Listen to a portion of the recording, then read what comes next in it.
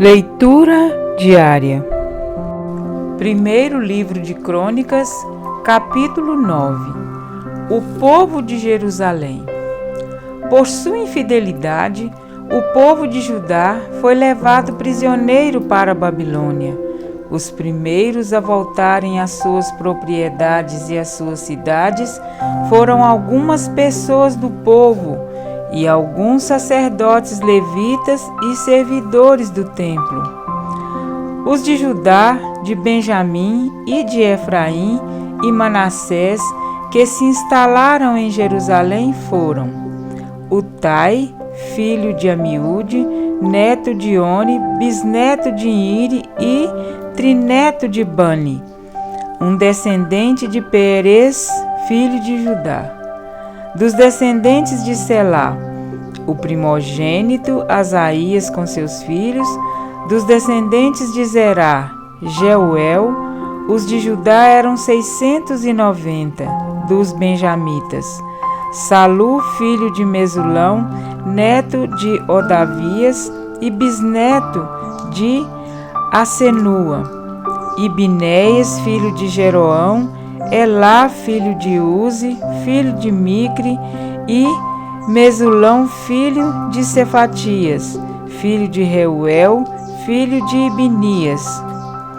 Da tribo de Benjamim, relacionados em sua genealogia, eram 956. Todos esses homens eram chefes de suas famílias. Dos sacerdotes, Jedaías, Jeoriaribe, Jaquim, Azarias, filho de Uquias, neto de Mesulão, bisneto de Zadoque, trineto de Meraiote e tetraneto de Aitube, o líder encarregado do templo de Deus. Adaías, filho de Gerão, neto de Pazur e bisneto de Malquias, e Masai, filho de Abdiel, neto de Jazera, bisneto de Mesulão, trineto de Meslemite e tetraneto de Imer. O número de sacerdotes que eram chefes de famílias eram 1760. Eram homens capazes e sua responsabilidade era ministrar no templo de Deus. Dos levitas, Semaías, filho de Assub, neto de Azricão e bisneto de Asabias, um merarita. Baquebacar, Eres, Galau e Matanias, filho de Mica, neto de Zicre e bisneto de Asaf. Obadias, filho de Semaías, neto de Galau e bisneto de Gedutum. E Berequias, filho de Aze, neto de Elcana, que vivia nos povoados dos netofatitas. Os guardas das portas eram Salum, o chefe, Acube, Talmon, Aimã e os irmãos deles, sendo até hoje os guardas da porta do rei, a leste. Salum era o chefe. Esses eram os guardas das portas que pertenciam ao acampamento dos levitas. Salum, filho de Coré, neto de Ebizaf e bisneto de Corá, e seus parentes, os coreitas, guardas das portas, responsáveis por guardar as entradas da tenda, como seus antepassados tinham sido responsáveis por guardar a entrada da habitação do Senhor. Naquela época, Finéias, filho de Eleazar, estivera encarregado dos guardas das portas, e o Senhor estava com ele. Zacarias, filho de Meselemias, era o guarda das portas da entrada da tenda do encontro. A soma total dos escolhidos para serem guardas das portas, registrados nas genealogias dos seus povoados, eram de 212.000. Eles haviam sido designados para esses postos de confiança por Davi e pelo vidente Samuel. Eles e os seus descendentes foram encarregados de vigiar as portas do templo do Senhor, o templo chamado Tenda. Os guardas vigiavam as portas nos 4 lados, norte, sul, leste e oeste. Seus parentes, residentes em seus povoados, tinham que vir de tempos em tempos e trabalhar com eles por períodos de 7 dias. Mas os 4 levitas receberam a responsabilidade de tomar conta das salas e da tesouraria do templo de Deus. Eles passavam a noite perto do templo de Deus, pois tinham o dever de vigiá-lo e de abrir as portas todas as manhãs. Alguns levitas estavam encarregados dos utensílios utilizados no culto do templo. Eles os contavam quando eram retirados e quando eram devolvidos. Outros eram responsáveis pelos móveis e por todos os demais utensílios do santuário, bem como pela farinha, pelo vinho, pelo óleo, pelo incenso e pelas especiarias. E ainda outros cuidavam da manipulação das especiarias. Um levita chamado Matitias, filho mais velho do coreíta Salum, tinha a responsabilidade de assar os pães para as ofertas. E dentre os coatitas, seus irmãos, alguns estavam encarregados de preparar os pães que eram postos sobre a mesa todo sábado.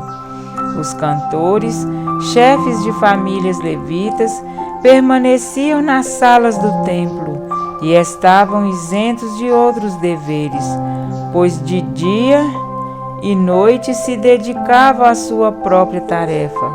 Todos esses eram chefes de famílias, levitas listados como líderes em suas genealogias e moravam em Jerusalém.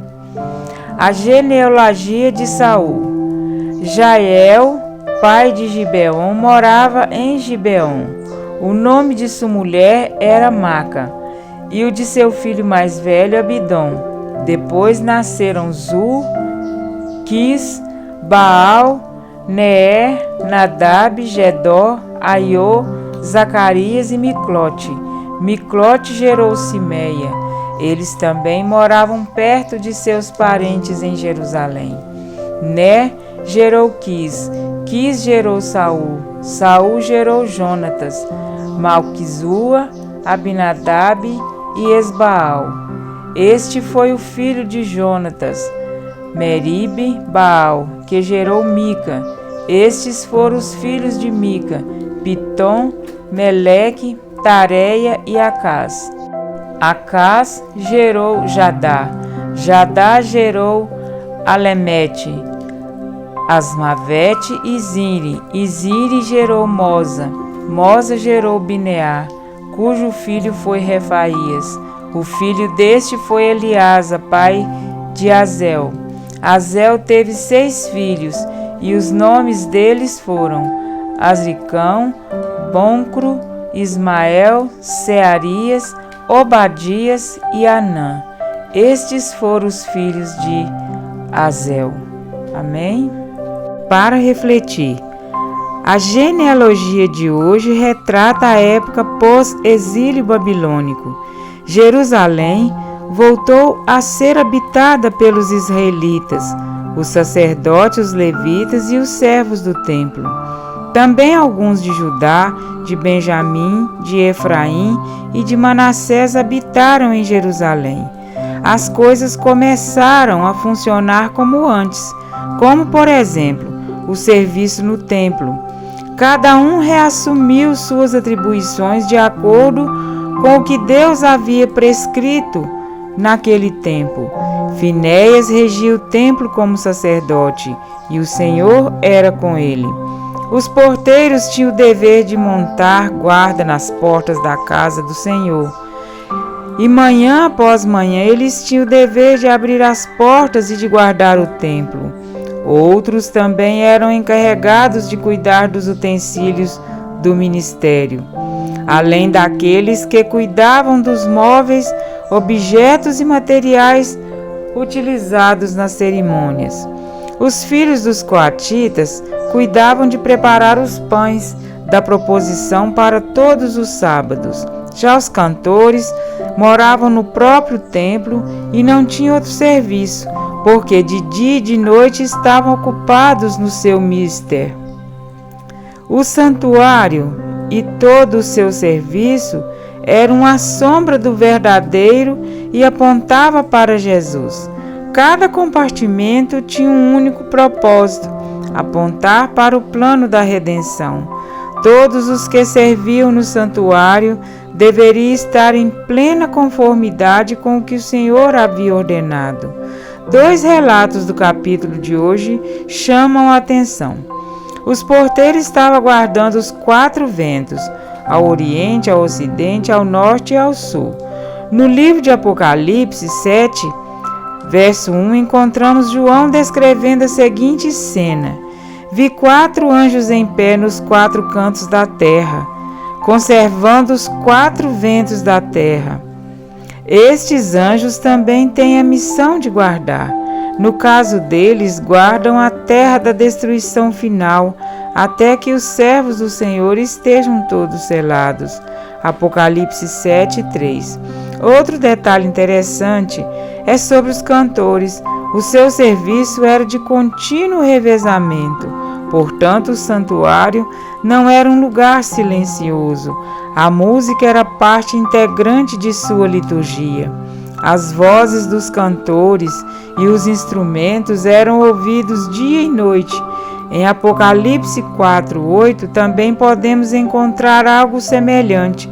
E os 4 seres viventes não têm descanso nem de dia nem de noite, proclamando: Santo, Santo, Santo é o Senhor Deus, o Todo-Poderoso, aquele que era, que é e que há de vir.